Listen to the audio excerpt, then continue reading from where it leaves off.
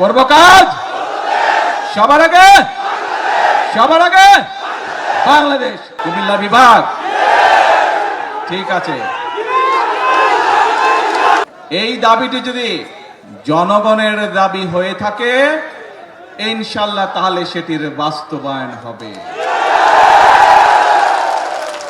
ভাই আমি তো বাংলায় বলছি, আমি তো ফার্সি ভাষায় বলি নাই, চাইনিজ ভাষায় বলিনি, বাংলা ভাষাই তো বলছি বিভাগের ব্যাপারে। তো ভাই চিৎকার করছো কেন? বিসমিল্লাহির রহমানির রহিম। কেমন আছেন প্রিয় এলাকাবাসী, প্রিয় মুরব্বীবর্গ, মা বোনেরা, প্রিয় দলীয় নেতাকর্মী ভাই বোনেরা, আসসালামু আলাইকুম।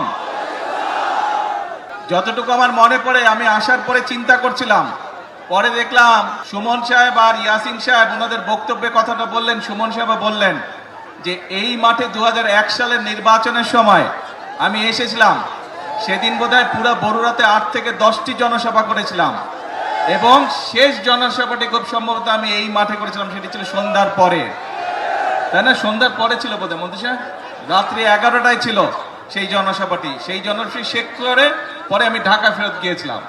তো এখন কথা হচ্ছে, আসার সময় তো আপনাদের দাবিটা আমি শুনলাম, আপনারা যে দাবিগুলা করছেন শুনলাম।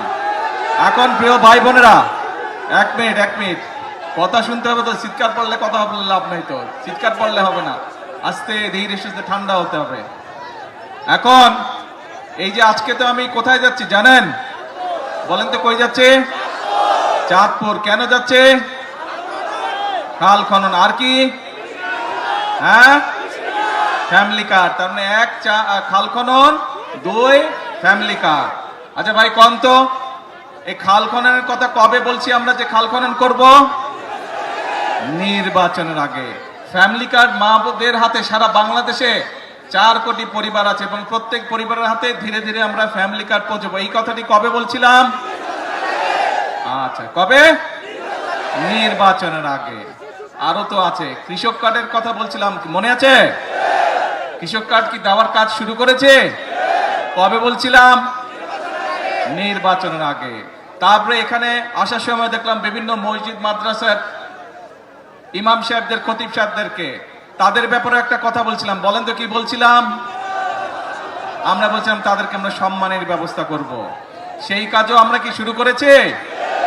সেই কাজও আমরা শুরু করেছি। বাংলাদেশে প্রায় 7,000 মসজিদ বলেন, মাদ্রাসা বলেন বা বিভিন্ন অন্য ধর্মের যেগুলো প্রতিষ্ঠান আছে, সেখানে যারা ধর্মীয় গুরু আছেন তাদেরকে আমরা রাষ্ট্রের পক্ষ থেকে সম্মানের ব্যবস্থা করেছি। তার মানে দাঁড়ালো কি, যেই কয়টা বললাম, আমরা দেশের মানুষকে বলেছিলাম খাল খনন করব, আপনারাই বললেন কাজ শুরু করেছি। দেশের মানুষকে আমরা বলেছিলাম আমরা মা বোনদের হাতে ফ্যামিলি কার্ড পৌঁছে দেব, সেটাও তো শুরু হয়েছে নাকি?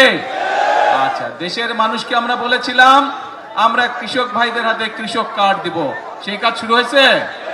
এখনো পুরোপুরি শুরু হয়নি, অল্প করে শুরু করতে হয় প্রথমে, কিন্তু শুরু তো হয়েছে নাকি? আচ্ছা, তারপরে দেশের মানুষকে বলেছিলাম যে ইমাম সাহেব সহ যারা আছে তাদেরকে আমরা সম্মানের ব্যবস্থা করবো, শুরু হয়েছে? দেখেন আপনারাই করলেন, সবগুলো শুরু হয়েছে। এরকম আরো কিছু কথা বলছিলাম। তার মানেটা দাঁড়ালো কে? তার মানেটা দাঁড়ালো বিএনপি জনগণের কাছে যেই ওয়াদা দেয়, বিএনপি সরকার পরিচালনার দায়িত্বে থাকলে সেই ওয়াদা বিএনপি পূরণ করে। আমি এখানে সেই 2001 সালের নির্বাচনে আমি বরুড়াবাসীর সামনে দাঁড়িয়ে বলেছিলাম যে বরুড়া আর আমার জেলা বগুড়া দুটো উচ্চারণ অনেক কাছাকাছি। আমি যেরকম আমার এলাকার উন্নয়ন দেখব, ইনশাল্লাহ আমি বরুড়ার বিষয়ে সহযোগিতা করব। কথা রেখেছিলাম আমরা সেই সময়। আপনাদের এখানে প্রচুর সেই সময় রাস্তাঘাট, স্কুল, কলেজ, ব্রিজ, কালভার্ট তৈরি হয়েছিল কিন্তু এলাকার মানুষের যোগাযোগের জন্য, সুবিধার জন্য। এখন প্রিয় ভাই বোনেরা, যেই কথাটি বলছিলাম, অর্থাৎ বিএনপি দেশের জনগণকে যেই কথা দেয়, বিএনপি চেষ্টা করে মানুষের সামনে সেই ওয়াদাটি রক্ষা করার জন্য। আমরা গত 16-17 বছর ধরে এই মুরব্বী নিশাট ঝগড়া করে শুধু মানুষটা, হ্যাঁ ভাই তো বসে, এখন ঠিক আছে, হ্যাঁ এই তো বসে গেছে। মূল কথা হচ্ছে যে এই যে আমরা দেখেন গত 16-17 বছর আপনাদের ভোট দেওয়ার অধিকার ছিল দেশের মানুষের, ভোট মানুষ দিতে পারে নাই। কেউ যদি সরকারের বিরুদ্ধে কথা বলতো কি করত? গুম হয়ে যেত, মামলা হইতো, এসে ধরে লয়ে যেত, হইতো না? দেশের মানুষ 2024 সালে ছাত্র জনতার অভ্যুত্থানে যারা এসব করতো তাদেরকে এই দেশ থেকে বিতাড়িত করেছে। এখন আমাদের কাজটা কি? আমাদের মূল কাজ হচ্ছে আমরা আন্দোলন করেছি, সংগ্রাম করেছি, বাংলাদেশের মানুষ আন্দোলন করেছে, সংগ্রাম করেছে, বহু মানুষ শহীদ হয়েছে, বুকে তাজা রক্ত ঢেলে দিয়েছে দেশের মানুষের গণতন্ত্র প্রতিষ্ঠিত করার জন্য। আজ আলহামদুলিল্লাহ আল্লাহর রহমতে দেশে গণতন্ত্র প্রতিষ্ঠিত হয়েছে। আপনারা আপনাদের জনপ্রতিনিধি অর্থাৎ যারা এলাকার উন্নয়ন দেখভাল করবে, এলাকার রাস্তাঘাট হলো কিনা দেখভাল করবে, এলাকার মানুষ চিকিৎসা পেল কিনা দেখভাল করবে, এলাকার সন্তানরা শিক্ষা ব্যবস্থা ঠিকভাবে পাচ্ছে কিনা, স্কুল কলেজ হচ্ছে কিনা দেখভাল করবে, ব্রিজ কালভার্ট তৈরি করবে, মসজিদ মাদ্রাসা সংস্কার করবে, সেই সকল ব্যক্তিকে আপনারা নির্বাচিত করে সংসদে পাঠিয়েছেন, যারা এলাকার মানুষের কথা বলবে এবং এলাকার জন্য কাজ করবে। প্রিয় ভাই বোনেরা, এখন আমাদের সময় হচ্ছে দেশকে পুনর্গঠন করা। আমরা 1971 সালে যুদ্ধ করে এই দেশ স্বাধীন করেছিলাম। ঠিক একই সময় পৃথিবীর অনেকগুলো দেশ, আমাদের এই এশিয়া মহাদেশে অনেকগুলো দেশ সেই সময়ও স্বাধীন হয়েছিল, তার একটু আগে পিছে দিয়ে, কিন্তু সেই দেশগুলো আমাদের থেকে অনেক এগিয়ে গিয়েছে। আমরা এক বিরাট স্বৈরাচারের কবলে পড়েছিল এই দেশ, এই দেশের মানুষ। সেই স্বৈরাচার থেকে, কবল থেকে এই দেশকে, দেশের মানুষ মুক্ত করেছে, যেভাবে ঠিক 1971 সালে হানাদার বাহিনীর হাত থেকে বাংলাদেশের মানুষ স্বাধীনতাকে ছিনিয়ে নিয়ে এসেছিল।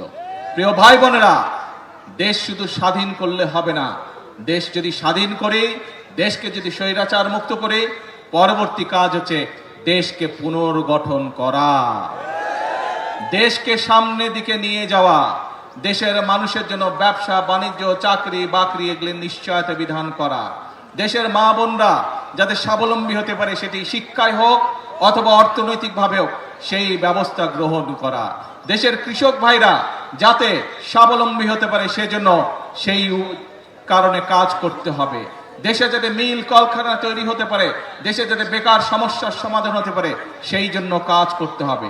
দেশে যাতে আইন শৃঙ্খলা সঠিক থাকে, মানুষ যাতে নারী হোক পুরুষ হোক দিনের যে কোনো সময় যাতে নিরাপদে রাস্তা দিয়ে চলাচল করতে পারে, যারা ব্যবসা বাণিজ্য করে তারা যাতে নিরাপদে ব্যবসা বাণিজ্য করতে পারে, এই ব্যাপারগুলোকে নিশ্চিত করতে হবে। প্রিয় ভাই বোনেরা, সেই সময় এসেছে, দেশকে আমাদের পুনর্গঠন করতে হবে। সেই জন্যই কিন্তু আল্লাহ রাব্বুল আলামিনও বলে দিয়েছেন, যে জাতি নিজেরা পরিশ্রম করে আমি তাদেরকে সহযোগিতা করি। এবং সে কারণেই কিন্তু বিএনপি সব সময় একটি কথা বলে থাকে, করব কাজ সবার আগে। এই জন্যই আমরা এই কথাটি বলি। প্রিয় ভাই বোনেরা, যে কথাটি দিয়ে শুরু করেছিলাম, এখন হচ্ছে আমাদের দেশ পুনর্গঠনের পালা। কিন্তু দেশ পুনর্গঠন আমরা একা, সরকার একা পারবে না। এই আপনারা কারা? বাংলাদেশের কি হন আপনারা? আমার সামনে যে হাজার হাজার মানুষ কি হন? বাংলাদেশের, বাংলাদেশের নাগরিক। এই দেশটা কাদের? অর্থাৎ বাংলাদেশের মানুষের, জনগণের। জনগণ হচ্ছে এই দেশের মালিক। প্রিয় ভাই বোনেরা, সেজন্যই মালিক যখন নিজে দায়িত্ব নিয়ে তার দেশের দেখভাল করে, তখনই দেশ সামনের দিকে এগিয়ে যায়। এবং মালিক আজ দায়িত্ব দিয়েছে বিএনপি নামক একটি রাজনৈতিক দলকে বিগত 12 তারিখের নির্বাচনের মাধ্যমে। কারণ আমরা আমাদের যে সকল পরিকল্পনা বাংলাদেশের মানুষের সামনে নির্বাচনের আগে উপস্থাপন করেছিলাম, দেশের মানুষ 12 তারিখের নির্বাচনে সেই ম্যানিফেস্টোকে, সেই পরিকল্পনাকে সমর্থন দিয়েছে এবং বিএনপিকে সরকার গঠনের সুযোগ দিয়েছে। প্রিয় ভাই বোনেরা, এবং সেজন্যই আপনাদের কাছে যে সকল ওয়াদা আমরা দিয়েছিলাম, সেই ওয়াদাগুলো পর্যায়ক্রমিকভাবে আমরা বাস্তবায়নের কাজ শুরু করেছি। কারণ এই যে আপনারা যে দেশের মালিক জনগণ, জনগণের সমর্থন বিএনপির সাথে আছে। যে জনগণ দেশের মালিক, সেই জনগণের সহযোগিতা বিএনপির সাথে আছে। যেই জনগণ দেশের মালিক, সেই জনগণের আস্থা এবং বিশ্বাস বিএনপির উপরে আছে।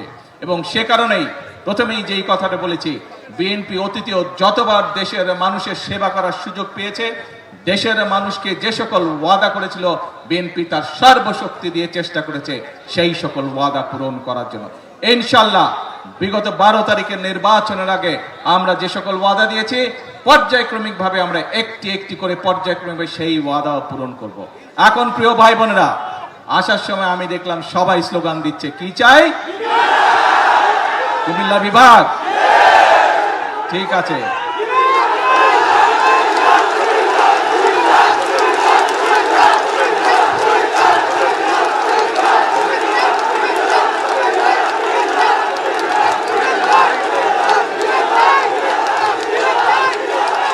কথা শুনতে হবে তো, কথা না শুনলে কেমন করে হবে? কথা কি বলি শুনতে হবে তো মনোযোগ দিয়ে। এই দাবিটি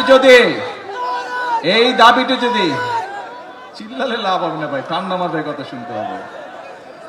এই দাবিটি যদি জনগণের দাবি হয়ে থাকে ইনশাল্লাহ তাহলে সেটির বাস্তবায়ন হবে।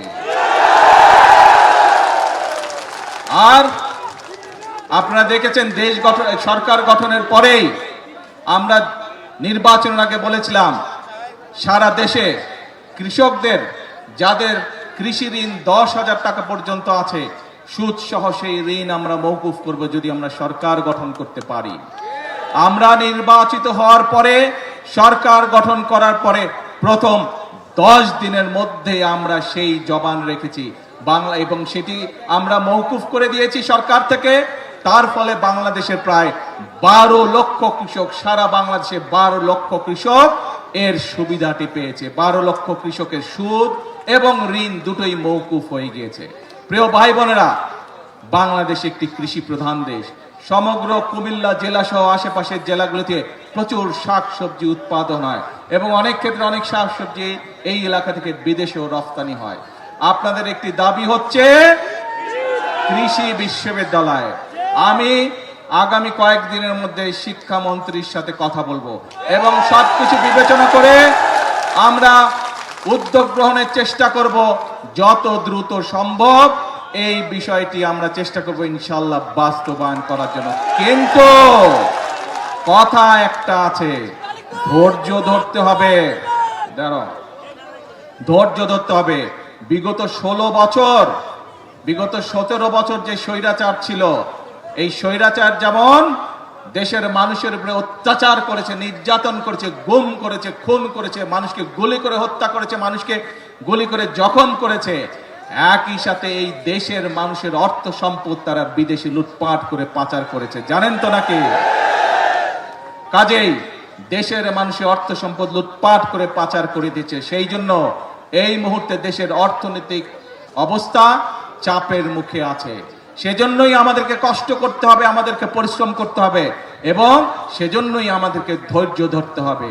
আমরা ইনশাল্লাহ জনগণের যে সকল দাবি, জনগণের যে সকল চাওয়া পর্যায়ক্রমিকভাবে ইনশাল্লাহ আমরা বাস্তবায়ন করব এক এক করে। প্রিয় ভাই বোনেরা, তাহলে দাঁড়ালো কে? দাঁড়ালো? কথা একটাই, আপনাদের শক্তি, জনগণের শক্তি হচ্ছে আসল শক্তি।